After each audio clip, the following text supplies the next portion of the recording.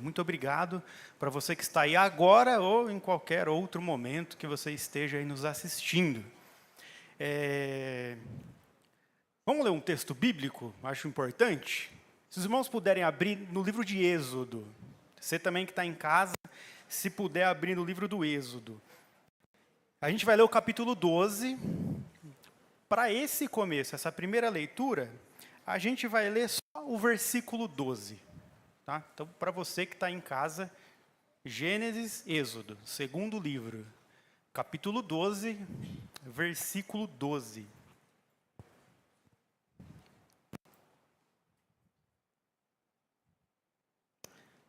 Para você que achou aí, eu vou ler aqui em nome de Jesus.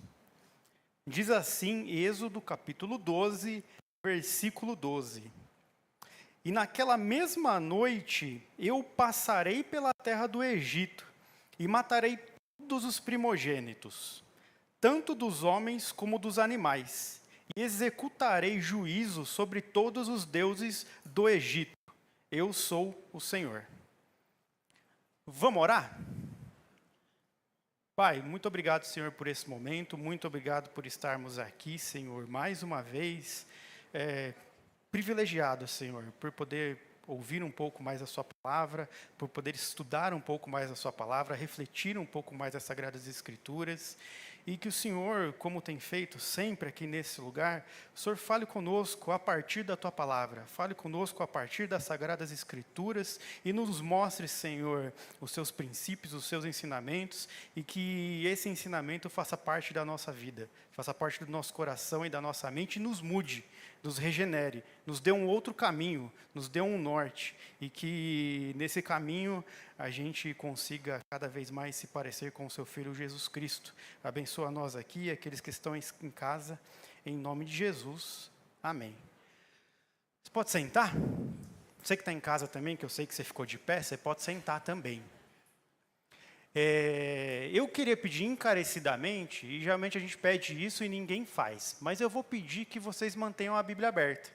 Quem tiver celular, quem tiver Bíblia física, quem tiver tablet, Kindle, seja lá o que for, se você puder manter o capítulo 18 de Êxodo aberto, eu vou ser muito grato.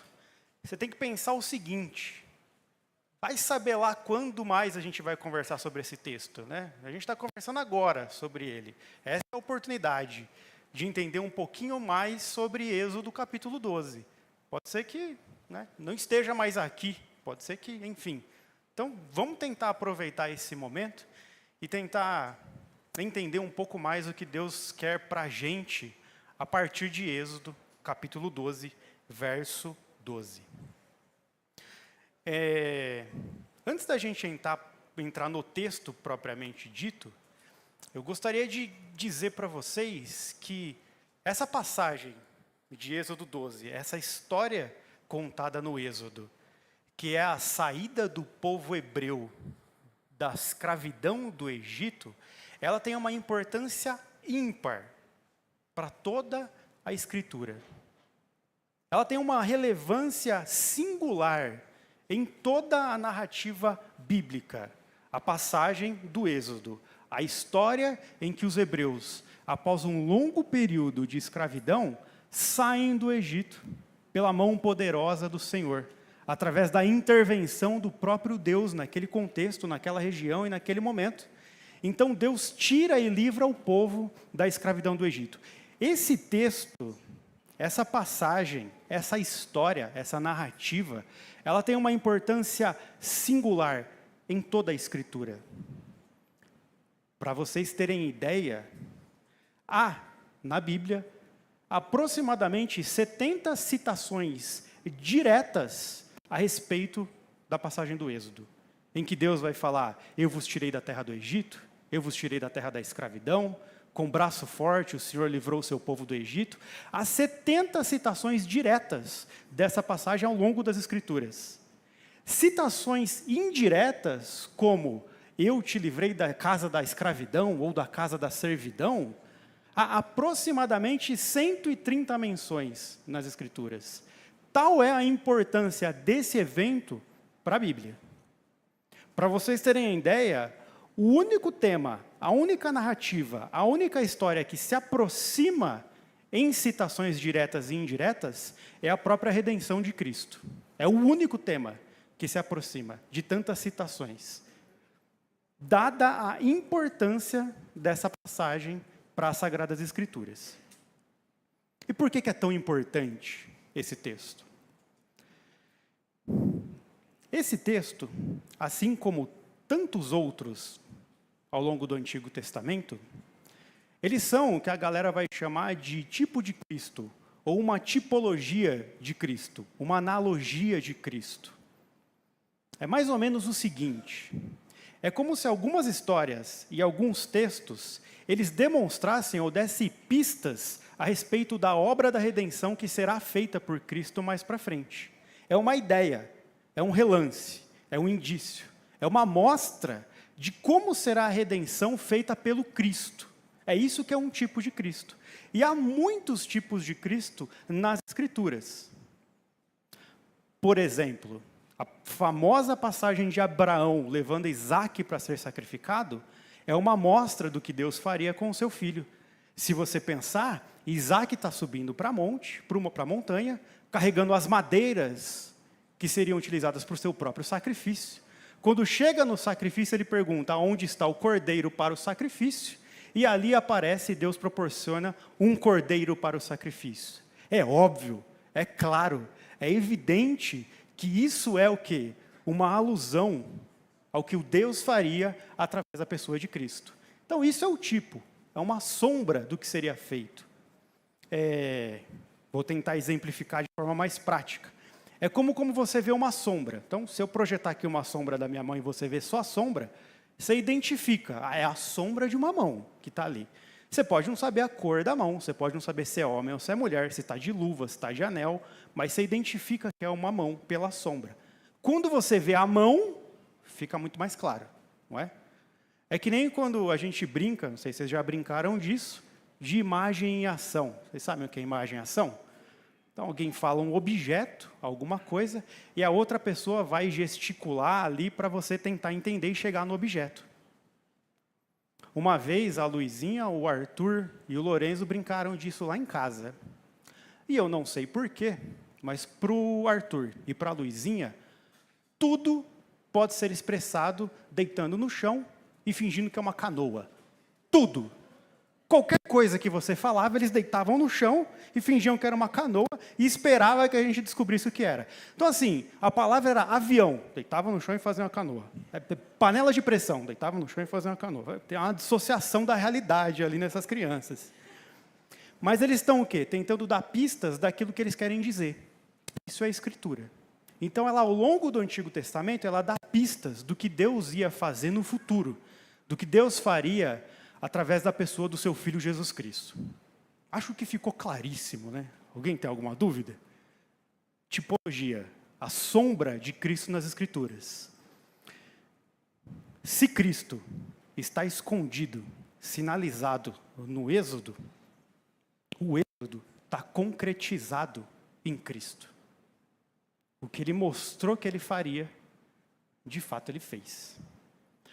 Por isso que é tão importante, porque é difícil você encontrar uma história que tenha tantos elementos, tantas informações, tantos indícios da obra redentora de Cristo do que no Êxodo. É muito difícil.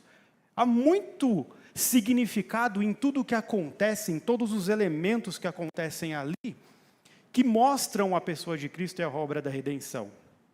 Por isso ela é tão importante assim, por isso ela é tão significativa e marcante. E aí, o que eu vou tentar aqui com vocês é entender um pouco, pelo menos essa porção de textos do capítulo 12, e ver como que isso aponta para Cristo. E depois disso, a gente vai tentar entender, mas o que essa história que se passou há 3.500 anos atrás quer dizer para a gente hoje? Porque tem que dizer alguma coisa para a gente hoje, porque senão, então o que isso significa?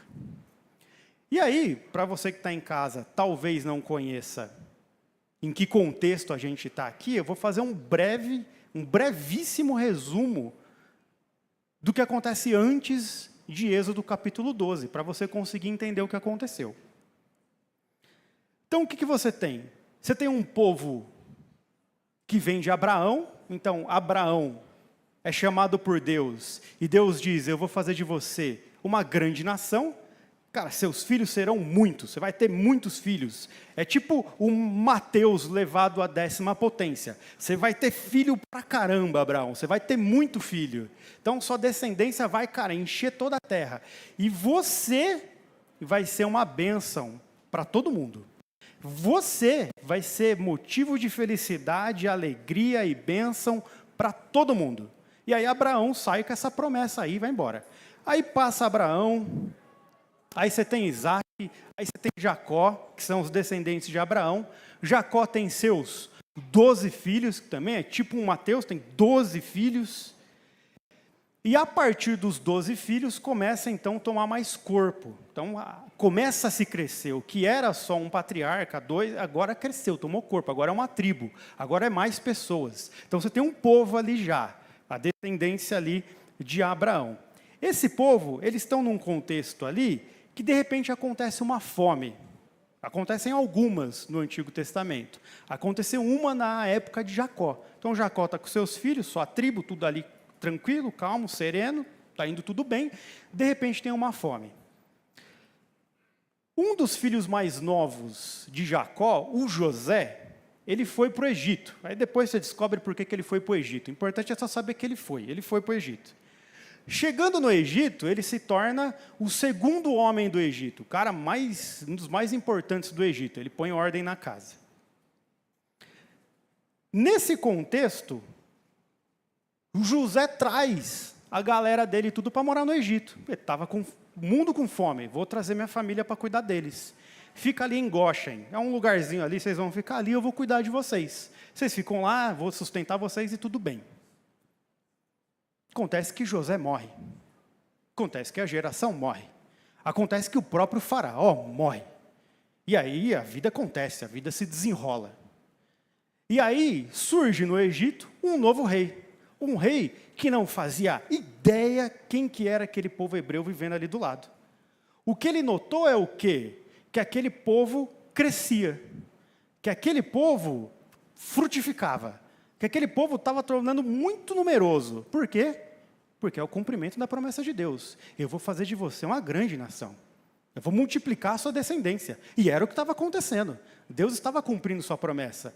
Eram muitos filhos. E aí o texto de Êxodo, no capítulo 1, vai dizer que o faraó olha para lá e fala, eles tomaram todo lugar, essa gente tomou todo lugar. Vamos fazer o seguinte, vamos subjugá-los, para que, se a gente entrar em guerra com alguém, esse povo não se junte com eles e a gente acaba perdendo. Então você tem um povo que sai da fome, porque é um povo que não desiste de viver, porque é um povo que não quer morrer, porque é um povo que corre atrás da sua vida, que é um povo que não desiste.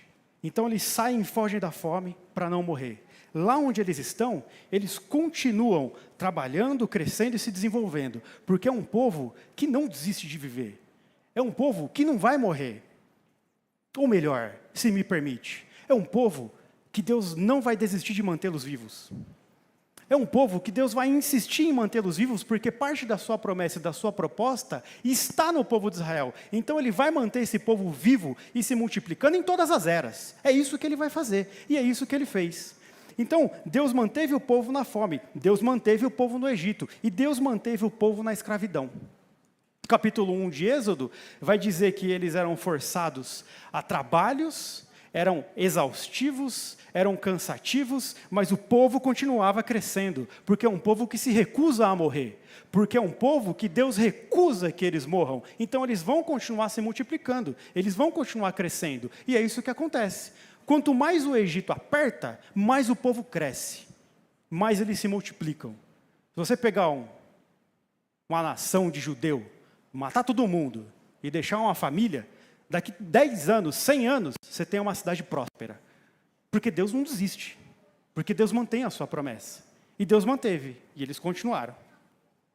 E aí, O faraó tem uma ideia mais absurda. O que ele vai fazer? Controle de natalidade, mas da pior maneira possível. Então é o seguinte, eu vou chamar as parteiras hebreias. Cada vez que nascer um menino hebreu, você vai matar. E ponto final. Só que o que acontece? É um povo que não desiste. É um povo que não vai morrer. Por quê? Porque é um povo que vai viver. E aí o texto vai dizer que as parteiras hebreias falaram para Faraó, não tem como, as mulheres é muito forte. A gente chega, o bebê já nasceu, o bebê já está criado, o bebê já está na faculdade, não teve o tempo de matar, o moleque já está lá. Por quê? Porque Deus não desiste. Porque o povo não desiste desse Deus. Então eles estão ali, crescendo, se multiplicando, com base na promessa de Deus. Só que a escravidão continua. A escravidão avança. Dentre os meninos nascidos, nasceu um tal de Moisés. Você deve saber quem que é. Moisés é encarregado por Deus para livrar o povo. Essa é a ideia. Encarregado por Deus de livrar o povo. Por questões milagrosas, você lê depois na tua casa, Moisés sobrevive. E hoje considero eu que Moisés sabia de suas origens. Não acho, hoje, pode ser que eu mude de ideia, mas hoje, eu não acho que Moisés não sabia de onde ele veio. Penso eu pelo texto que ele sabia de onde ele tinha vindo, que ele sabia quem o amamentou, ele sabia de onde ele era. Tanto que é ele mesmo que quando vê um egípcio agredindo um judeu, ele faz o quê? Ele vai lá e mata em legítima defesa o egípcio. Fica com medo e foge. Por quê? Porque não é Moisés que vai salvar o povo. É Deus que vai salvar o povo. Moisés achou que talvez com a força do teu braço, que com o teu ímpeto, faria justiça e libertaria um povo escravo. Mas quem vai libertar esse povo é o próprio Deus. E de uma maneira que só Ele poderia fazer. Com uma grandiosidade que só Ele poderia fazer. E é isso que Ele faz. Moisés foge, encontra com Deus. A famosa passagem de Deus revelando a Moisés, então eu sou o que sou, eu serei o que eu serei, eu fui o que fui, eu sou. Que é a referência, inclusive, a Cristo, né? Cristo diz, antes de Abraão, eu sou. Moisés volta para libertar o povo. Só que daí Moisés não volta sozinho para libertar o povo. Moisés volta com Deus para libertar o povo. Aí é uma história diferente. Depois de Moisés insistir com o faraó para libertar um povo e ele se negando, Deus, por meio de Moisés, lança várias pragas contra o Egito, você deve saber disso com certeza. Só há uma curiosidade, quando o texto fala que Deus ia contra os deuses do Egito, há indícios fortes de que quase todas as pragas estão relacionadas a uma divindade egípcia. Por exemplo, a escuridão relacionada ao sol, o rio, que é o Nilo, enfim. A princípio é isso. Por quê? Porque é Deus mostrando que só Ele é Deus, ninguém mais é. Não importa qual seja o nome da tua divindade. Eu sou Deus e ninguém mais é. Então, dessa forma, Deus subjuga todos os outros deuses do imaginário egípcio, dizendo, eu sou o único Deus. Tanto que no final da narrativa aqui, o próprio faraó vai dizer, Moisés, vai lá e pede para o teu Deus me abençoar, porque ele mesmo é Deus, o restante não é. Depois de 9 pragas, e de Faraó insistir em não deixar o povo ir, a gente chega na 10ª praga. E a 10ª praga se refere à morte dos primogênitos. Quando o anjo da morte passar. E aí, se você manteve a sua Bíblia aberta, eu espero, e assim, vocês que estão aqui, vocês não vão conseguir mentir para mim, porque eu estou vendo, né, se vocês estão com a Bíblia aberta, né, vocês de casa eu não consigo, mas aqui eu estou vendo. E vão comigo, para tentar entender um pouco o texto. Então, essa é a importância do Êxodo, esse é o contexto do Êxodo, espero que tenha ficado claro, e essa é a porção que a gente vai estudar, a partir da 10ª praga, a partir de Êxodo, capítulo 12. Por uma questão didática aqui, a gente vai pular o primeiro e o segundo versículo, a gente volta neles depois. A gente vai começar aqui pelo versículo 3. Pode ser que eu pule de um para outro, mas aí eu vou falando para vocês, tá? Vão acompanhando aí. O versículo 3 diz assim, Acharam aí? Versículo 3. Falai a toda a congregação de Israel, dizendo, no dia 10 deste mês, que cada homem tome para si um cordeiro para cada família, um cordeiro para cada casa. Ponto.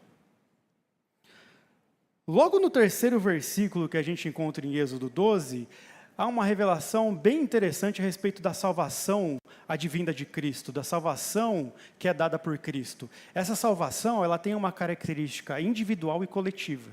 O texto vai dizer que era um cordeiro para cada homem e um cordeiro para cada família. Ou seja, o que Deus está dizendo é, a salvação ela é tanto individual quanto coletiva. A salvação que Deus dá é sim para você como indivíduo, enquanto pessoa. Deus te salva especificamente. Te salva da morte, do dano da segunda morte. Te salva efetivamente dos teus próprios pecados. Te salva da sua escravidão, das suas mazelas. Deus salva você enquanto pessoa. Quando Cristo está na cruz morrendo, Ele morre por você indivíduo. Ele morre por você, Gabriel, por você, Caê, Pastor Nelson, Tiago. Ele morre por pessoas. Eli, Patrícia, Tiago. Ele morre por pessoas. Você que está na tua casa agora vendo a gente falar, Deus morreu especificamente por você. Foi sobre você que Ele estava morrendo na cruz. Os pecados que Ele estava levando eram os seus pecados que Ele estava levando. A morte que Ele estava levando sobre si era a sua morte. Eram os seus dores, o seu sofrimento. Era a sua danação eterna. Ele estava pagando o teu pecado. Ele estava pagando o preço pela tua salvação. Porque a salvação ela é individual. E se a salvação é individual, minha mãe, que orou por minha vida inteira, não vai me salvar. Eu preciso que eu o busque, porque a salvação é individual. Tiago não vai salvar nenhum dos filhos dele, infelizmente. Se ele pudesse, ele o faria, mas ele não vai. A salvação é a partir de cada um de nós. É nós que devemos nos aproximar do trono da graça e dizer, eu nada tenho a oferecer, mas por favor, me salve. A salvação ela é individual, mas o próprio texto vai dizer, a cada família. E aí, olha que legal, você manteve a sua Bíblia aberta. Se a gente vai para o versículo 4, diz assim, entretanto, se a família for pequena para consumir um cordeiro, então se juntará com o vizinho mais próximo de sua casa, conforme o número de pessoas. E aí o cordeiro será escolhido na proporção que cada um conseguir comer. Ou seja, a graça e a salvação, ela não é só individual, mas ela abrange todo mundo, ela é para todo mundo. Ela escapa da individualidade e alcança outras pessoas que não só você.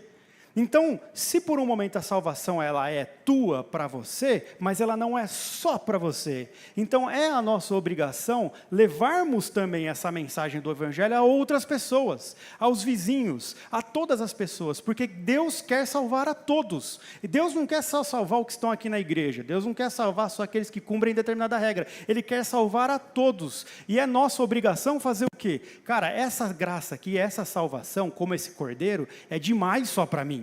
Só para minha família, é muito, porque a graça, ela superabunda, não tem como eu guardar tudo para mim, então eu vou fazer o quê? Eu vou chamar o meu vizinho, porque a salvação também é para ele, então eu vou chamar o colega do trabalho, porque a salvação também é para ele, eu vou chamar o cara da faculdade, porque a salvação também é para ele. Então, embora Deus tenha morrido por você especificamente, Deus morreu por todos, então devemos buscar a todos. A salvação escapa da nossa individualidade, escapa da nossa nacionalidade, escapa das nossas famílias e alcança outras pessoas. Se você ler o próprio versículo 38, ele vai dizer assim, desde o começo, nunca foi, embora Deus usou Israel, nunca foi só sobre Israel, nunca. Tanto que quando você chega no versículo 38, ele vai dizer o seguinte, com a saída do povo hebreu do Egito. Grande multidão de estrangeiros de todo tipo, também seguiu com eles, além de grandes rebanhos, tanto de bois quanto de ovelhas e cabras. Ou seja, a salvação é para todos. Não é um povo só escolhido, mas é para todo mundo. Ainda que ela tenha partido de um povo escolhido, a salvação é para todos.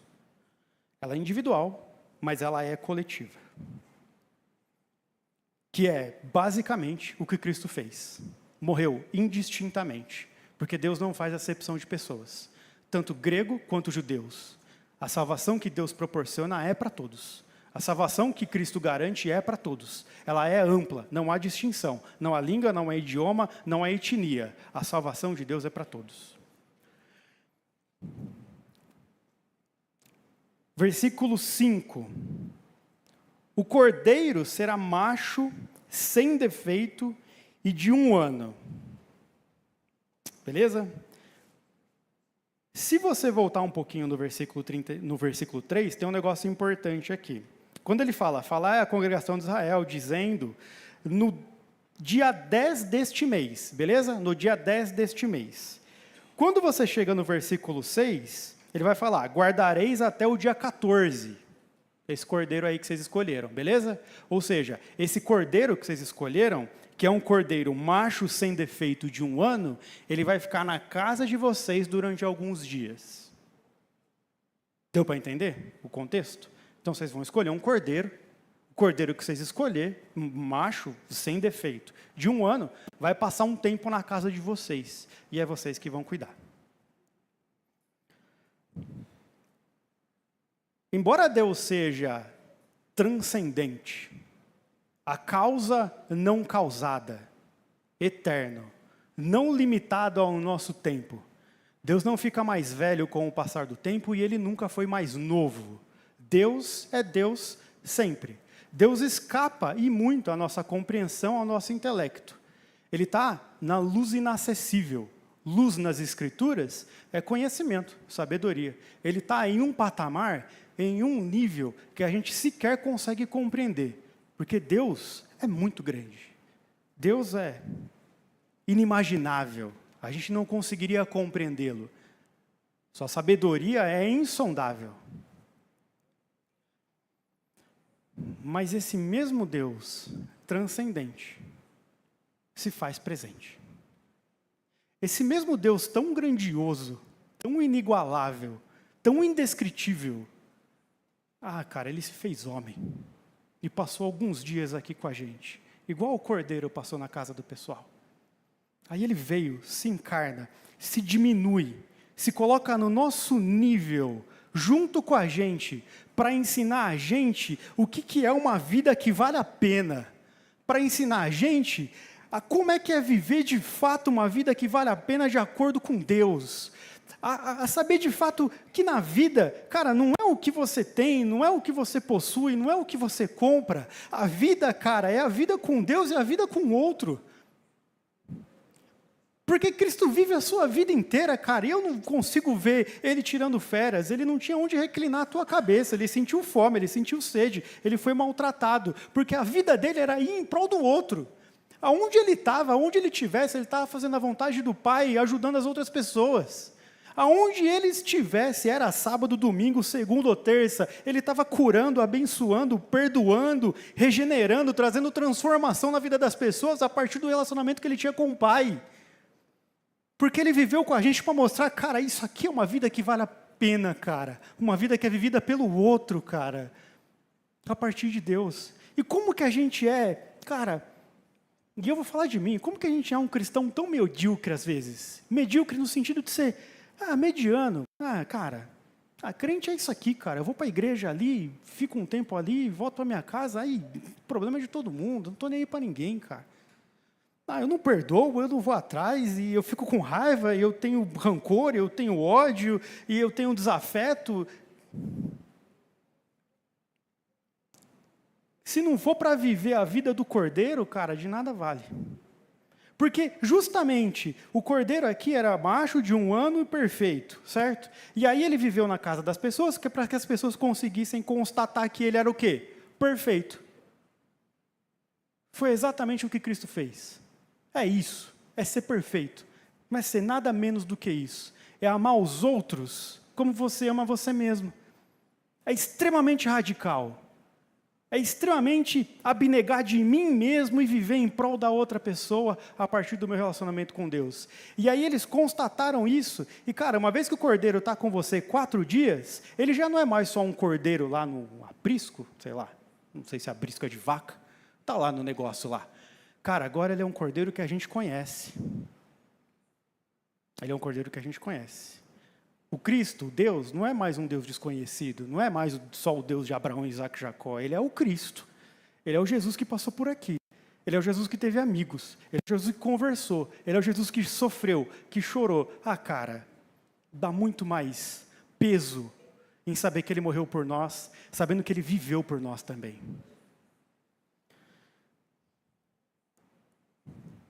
E aí a gente segue.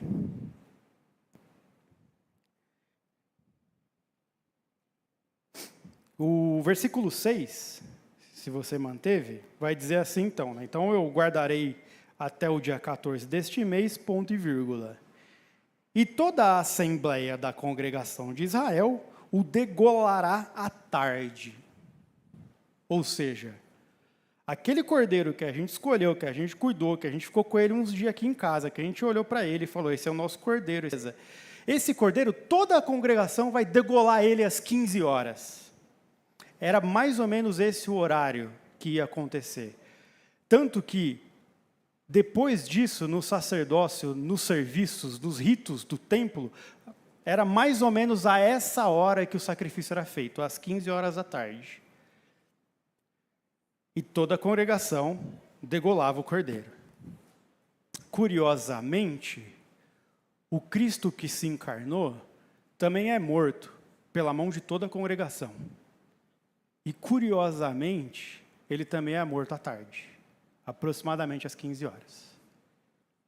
Cara, eu não sei se você consegue entender o que eu estou te dizendo, cara. Como é deslumbrante saber como as coisas se encaixam. Como é maravilhoso saber que algo que aconteceu há 2000 anos foi planejado por Deus há 3.500 anos, foi dito por Deus em Gênesis 3 e foi pensado por Deus em toda a eternidade, porque a morte de Cristo não foi acidental. A morte de Cristo foi justamente planejada para que no momento certo ele trouxesse a salvação para as pessoas. Então, às 15 horas, toda a congregação vai crucificar aquele cordeiro para que através da sua morte e do seu sangue, todos pudéssemos ser salvos. Através da sua morte, através da sua expiação, através da redenção de Cristo, através da morte do cordeiro. E é muito fácil a gente olhar para Israel e falar, nossa, vocês mataram o Cristo. Faríamos o mesmo se estivéssemos lá.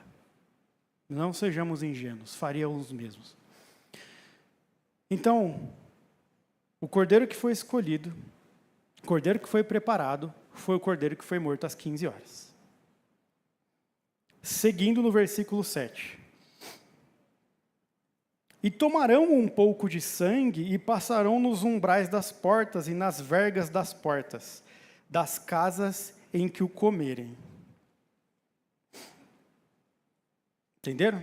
Então, o que ele falou aqui? Então, degolou o cordeiro e o sangue do cordeiro foi aspergido nos umbrais das portas. Na madeira das portas foi aspergido o sangue do cordeiro. Acho que dá para entender aonde a gente quer chegar. Cara, não foi por ouro, não foi por prata. Fomos comprados pelo sangue precioso de Cristo, cara. O sangue dele derramado na madeira, cara. O sangue dele vertido numa cruz. É isso que nos salva. É por isso, cara, que a sua salvação não é negociável, porque não foi por prata, não foi por ouro, mas foi pelo sangue de Cristo. E foi por isso que ele consegue te limpar, não de um ou de dois pecados, mas de todos os pecados, porque uma gota do sangue desse Cristo limpa uma multidão de pecados.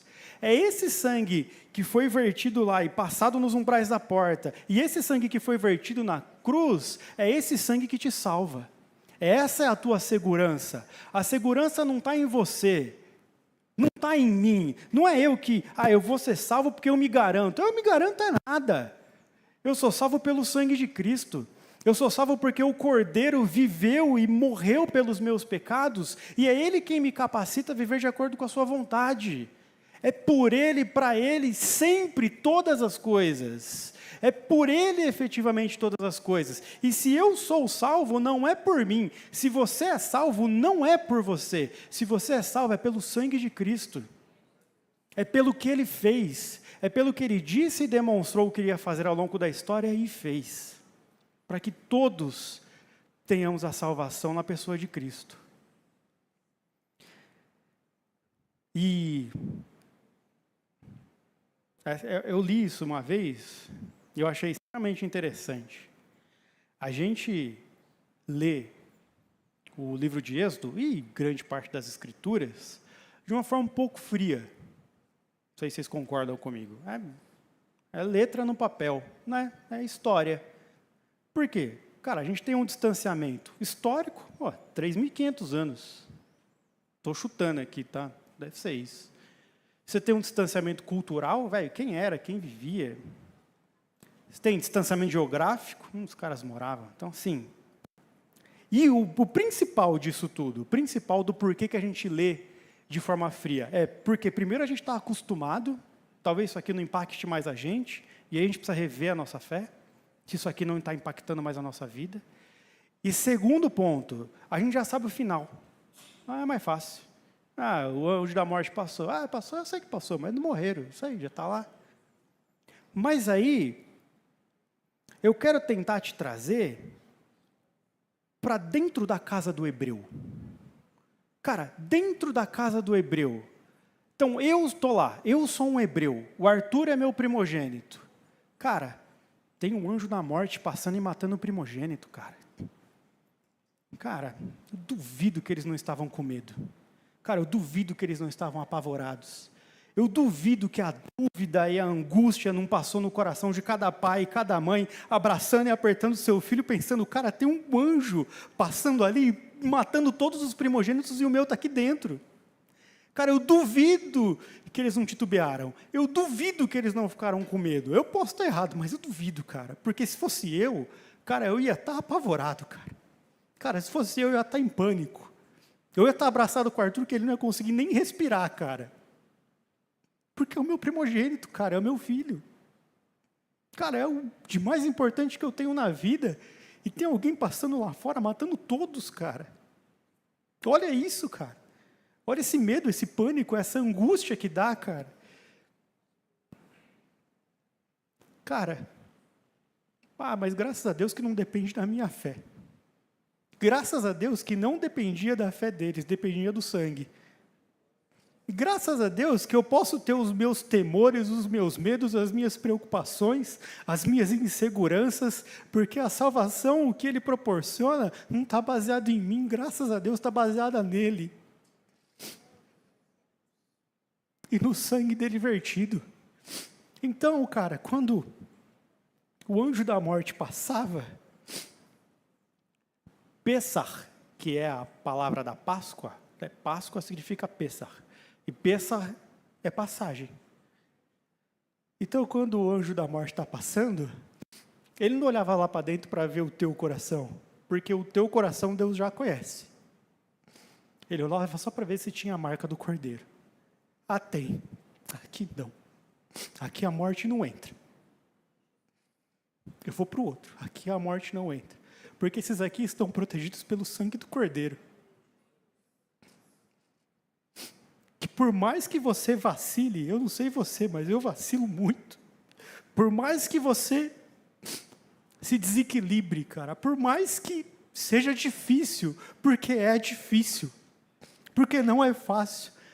Porque se você acha que ser cristão é fácil, é porque talvez o seu parâmetro seja você mesmo. Mas quando você entende que o parâmetro é o Cristo, você vai ver que não é fácil. Não é fácil andar como Ele andou, viver como Ele viveu, perdoar como Ele perdoou, amar como Ele amou. É muito difícil. Mas graças a Deus que dá baseado no sangue de Cristo. E é Ele que dia após dia, vai me transformar segundo a imagem do seu Filho. Porque se dependesse de mim, já era. É por isso que as suas misericórdias se renovam a cada manhã. Porque no máximo eu duro um dia, cara. No seguinte eu já preciso.